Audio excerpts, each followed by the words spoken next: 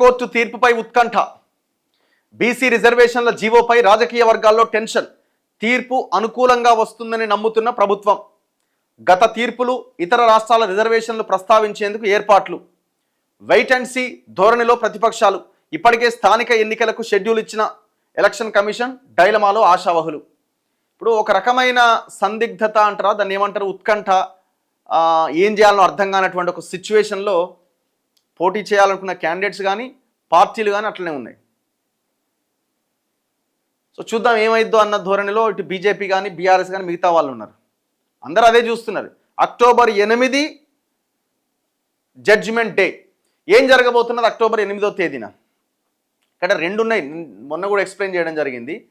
ఈ బీసీ రిజర్వేషన్ల అంశం మీద రాష్ట్ర ప్రభుత్వం ఒక ప్రత్యేక జీవో ద్వారా బీసీలకు రిజర్వేషన్ కల్పిస్తూ నిర్ణయం తీసుకున్నది. బిఫోర్ ఆ జీవో వచ్చే ముందు పంచాయతీరాజ్ చట్టం 2018ని సవరించింది. అందులో ఉన్న సెక్షన్ 285A సవరిస్తూ ఆ జీవో ఏం చెప్తున్నది, ఆ సెక్షన్ ఏం చెప్తున్నది, 285A 50% మించి రిజర్వేషన్స్ అమలు చేయకూడదు అని చెప్తున్నది. 42% జీవో ఇస్తే 62% ఆ పైన అవుతుంది. కాబట్టి ఆ సెక్షన్ని సవరించాలి. సో ఆ సెక్షన్ని సవరించడానికి పంచాయతీరాజ్ చట్టం 2018ని సవరిస్తూ రాష్ట్ర ప్రభుత్వం గతంలో ఆర్డినెన్స్ తెచ్చింది. ఆర్డినెన్స్ మీద గవర్నర్ సంతకం పెట్టకుండా న్యాయ సలహాకు పంపిండు. అది అట్లా పెండింగ్లో ఉంది. ఇది ఈయన సంతకం పెడతలేడని రాష్ట్ర అసెంబ్లీ ఆమోదించి గవర్నర్కి పంపింది. గవర్నర్ దాని మీద కూడా సంతకం పెట్టలే. సో గవర్నర్ సంతకం పెట్టకుండా రాష్ట్ర ప్రభుత్వం ఏం చేసిందంటే మాకు రైట్ ఉన్నది అని చెప్పి ఒక జీవో ఇచ్చింది. 42% రిజర్వేషన్ అమలు చేయాలి అని. ఆ జీవోని కొంతమంది కోర్టులో సవాల్ చేశారు. కోర్టులో విచారణ జరిగింది. కోర్టు అన్నది 285A అనే సెక్షన్ ఎక్కడ సవరించబడ్డదో దయచేసి చెప్పండి. రాష్ట్ర అసెంబ్లీలో ఆమోదించినాం కదా అంటే గవర్నర్ సంతకం పెడితే కదా చట్టం తయారయ్యేది, గవర్నర్ సంతకం పెట్టకుండా ఎట్లా అని క్వశ్చన్ చేసింది. సో గవర్నర్ అక్టోబర్ 8 లోపు ఏమైనా సంతకం పెట్టే అవకాశం ఉందా? No chance. వాళ్ళు క్లియర్గా ఉన్నారు. వాళ్ళు పెట్టొద్దనే ఉన్నట్టు కనబడుతున్నది. సరే, దాని వెనకాల బీజేపీ ఉందా లేదా అంటే 100% ఉంటుంది, డౌటే లేదు. సో మరి రాష్ట్ర ప్రభుత్వం ఆ 285A పంచాయతీరాజ్ చట్టం 2018 సవరించడానికి మరి గతంలో ఏదైతే 2 బిల్లులు తెచ్చారో మార్చ్ 2025లో 9th షెడ్యూల్లో పెట్టడం కోసం, అది చాలా మంచి పని చేశారు ఆ రోజున. మరి ఆ రోజుననే ఈ పంచాయతీరాజ్ చట్టం 2018 సవరిస్తూ ఎందుకు జీవోదేలే, ఎందుకు సవరణ తీసుకురాలే?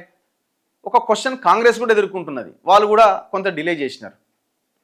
మొత్తానికి కోర్టు ఏమంటుంది, ఇది చట్టరూపం కాలేదు కదా, చట్ట సవరణ జరగలేదు కదా, గవర్నర్ సంతకం కాలేదు కదా, మరి జీవో ఎట్లొచ్చింది? సో ఈ జీవో చెల్లుబాటు అవుతుందా కాదా? ఇప్పుడు ఇక్కడ అయిపోయింది. అక్టోబర్ 8కి మొన్న కోర్టు వాయిదా వేసింది. ఇప్పుడు 8వ తేదీన విచారణ ఉన్నది. అయితే 2000 మరి ఇప్పుడు ఈ జీవో ఓకే అని కోర్టు భావిస్తే అయిపోద్దా? ఇంకేం హర్డిల్స్ లేవా అంటే సుప్రీంకోర్టు గతంలో ఇచ్చిన జడ్జిమెంట్ ఉంది. ఇందిరా సహాని కేసులో సుప్రీంకోర్టు ఏమని జడ్జిమెంట్ ఇచ్చింది, ఎస్సీ ఎస్టీలకి రాజ్యాంగం ప్రకారంగా ఉన్న రిజర్వేషన్స్ వాళ్ళకి వస్తాయి, మీరు ఎవరికి ఏం రిజర్వేషన్ ఇవ్వాలనుకున్నా 50%కి మించొద్దు అని చెప్పింది. 2018-19లో కేసీఆర్ కూడా 396 అని ఒక జీవోది ఇచ్చిండు. ఆ 396 అనే జీవో ప్రకారంగా 34% రిజర్వేషన్స్ని అమలు చేయాలని ప్రయత్నం చేసిండు. 34%. హైకోర్టుకి ఇట్లనే ఎవరో పిటిషన్ వేస్తే హైకోర్టు కొట్టేసింది. ఎందుకు కొట్టేసింది? పాత కేసు ఉంది కదా, సుప్రీంకోర్టు ఇచ్చింది, ఆ 50% దాటకూడదు కదా, ఎట్లా ఇది దాటింది కదా అని చెప్పి కొట్టేసింది. సుప్రీంకోర్టుకి వెళ్ళారు రాష్ట్ర ప్రభుత్వం. సుప్రీంకోర్టుకి వెళ్తే సుప్రీంకోర్టు చాలా సీరియస్గా స్పందించి ఆల్రెడీ ఒక తీర్పు ఉన్నది, ఎట్లా మీరు పిటిషన్ వేస్తారు, ఒకవేళ పిటిషన్ని విత్డ్రా చేసుకోకపోతే ఉన్న రిజర్వేషన్స్ కూడా ఇవ్వము అనే తీర్పు ఇవ్వాల్సి వస్తుంది అనేసరికి వాళ్ళు విత్డ్రా చేసుకున్నారు పిటిషన్. మరి ఇప్పుడు జీవో మీద హైకోర్టు సానుకూలంగా స్పందించిన ఈ 50% క్యాప్ విషయంలో సుప్రీంకోర్టు ఇచ్చిన తీర్పు విషయంలో హైకోర్టు ఎట్లా రెస్పాండ్ కాబోతున్నది? గత చరిత్ర చూస్తే పాజిటివ్గా లేదు. కాకపోతే రాష్ట్ర ప్రభుత్వం చేసిన ఒక పని ఏంటంటే ఇక్కడ కులగణన చేశారు. కులగణన చేసి కొంత డేటాని కలెక్ట్ చేసి దాని ఆధారంగా చేశామని చెప్పుకోవడానికి ఇక్కడ ఒక ఎగ్జాంపుల్ ఉన్నది. గతంలో కేసీఆర్కి అవకాశం లేదు, డైరెక్ట్గా పెట్టేసిండు ఆయన అంతే సింపుల్గా. కానీ ఇక్కడ కులగణన చేసిన సందర్భం ఉంది. మరి కులగణనని పరిగణలోకి తీసుకొని హైకోర్టు ఏమైనా గ్రీన్ సిగ్నల్ ఇస్తుందా? ఒకవేళ హైకోర్టు గ్రీన్ సిగ్నల్ ఇచ్చినా ఇప్పుడు పిటిషన్ వేసిన రెడ్డి జాగృతి వాళ్ళు సుప్రీంకోర్టుకు వెళ్లకుండా ఉంటారా? అన్ని క్వశ్చన్ మార్క్సే. సో కాబట్టి అక్టోబర్ 8వ తేదీన అయిపోద్దా, ఆ రోజు ఫుల్ స్టాప్ పడుతుందా అంటే కష్టమే. ఎందుకు కష్టం? ఒకవేళ ప్రభుత్వానికి వ్యతిరేకంగా తీర్పు వచ్చినా ప్రభుత్వం సుప్రీంకోర్టుకి వెళ్తుంది.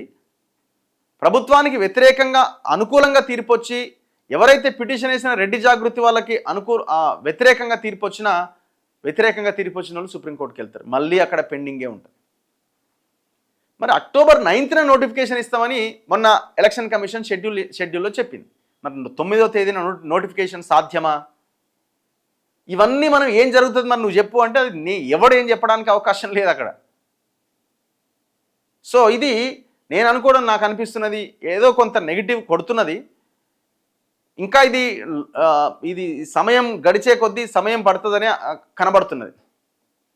కాకపోతే రాష్ట్ర ప్రభుత్వ ఆలోచన ఎట్లా ఉంది అని వాళ్ళు అనుకుంటున్నారంటే, ఏది ఏమైనా ఈ తెలంగాణలో ఈ 42% రిజర్వేషన్స్ని అమలు చేయించి దీన్ని దేశవ్యాప్తంగా ముందుకు తీసుకెళ్లాలన్నది కాంగ్రెస్ హైకమాండ్ ఆలోచన.